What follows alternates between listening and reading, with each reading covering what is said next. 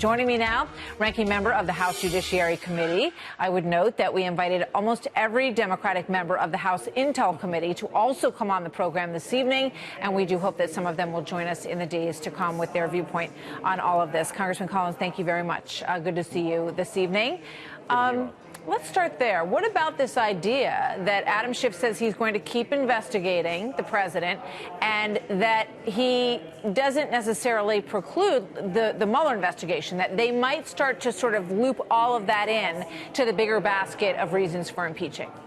Well, Martha, maybe I just found out the very definition of malarkey. It's exactly what Adam Schiff's doing. He's just throwing everything out there now because they have nothing on this president. They just continue to go on. He's basically admitting now, well, we had our best case. We had it behind closed doors. Then we had public hearings. We put our report out that only gives one side, does not give any exculpatory evidence at all. And when you look at that, now they're saying, well, if this doesn't work, we'll go at it again. They're better than the little engine that could. The problem is this started on a cold Brooklyn night back on November 2016, and they cannot let it go until frankly, we are going to re-elect President Trump next November. That's all they're doing here. This is sad. The people today should see right through Adam Schiff. So, you know, one of the things that was revealed, most of what we saw in the report that came out today was pretty much ground that we'd crossed over before, a lot of rehashing of what we heard in the hearings and in the closing statement from Adam Schiff. But we did get these phone records that have raised a few eyebrows tonight, and those are phone calls between Rudy Giuliani, the president's personal attorney, and the OMB office at the White House. What do you know about all that? Don't know anything. We're still looking at it. And look, it's amazing to me that all of a sudden this gets dumped. It's not been talked about before. All of a sudden they put it in this report. It's it's a detail that now is being picked up. We'll be looking into that as the day ahead. But I got a better question for you.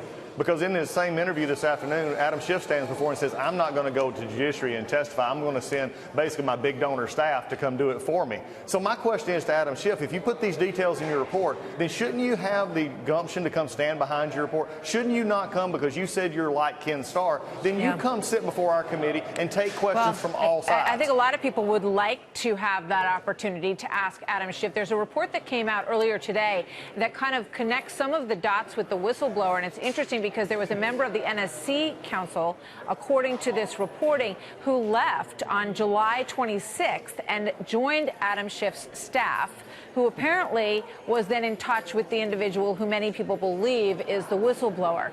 What does that tell you about some of these missing pieces here? It tells me that Adam Schiff is basically continuing to run a corrupt investigation. It tells me that these kind of facts keep coming out.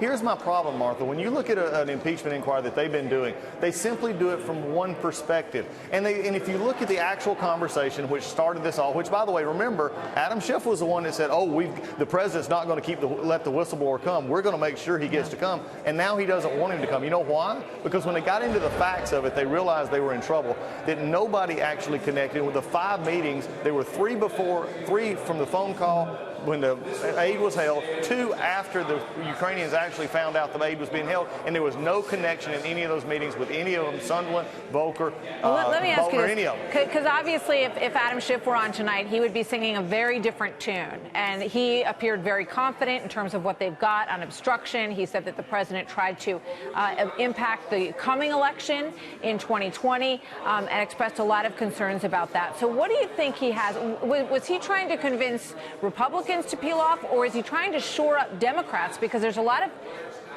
discussion that perhaps they don't have all the Democrats that they need to get this passed in the House. Well, I would like to believe he was trying to convince himself first that if you tell the story long enough, you'll actually believe it. But I think it's more for the Democrats. Look, during the break, we heard more Democrats actually talking about everything. You had Evan Bayh talking about censure. You had Brenda Lawrence from Michigan talking about, well, maybe we should go to censure. And then they quickly got her back in line. This is the problem. They're having problems with their own because starting tomorrow, when we start laying out this factual case, they've got to go back to their voters and say, am I really wanting to overturn 63 million votes on Adam Schiff's sideshow when they don't win? This will be the first impeachment ever in which the facts of the very impeachment, whether it be Nixon or Clinton in particular, are actually not just disputed but downright contradicted.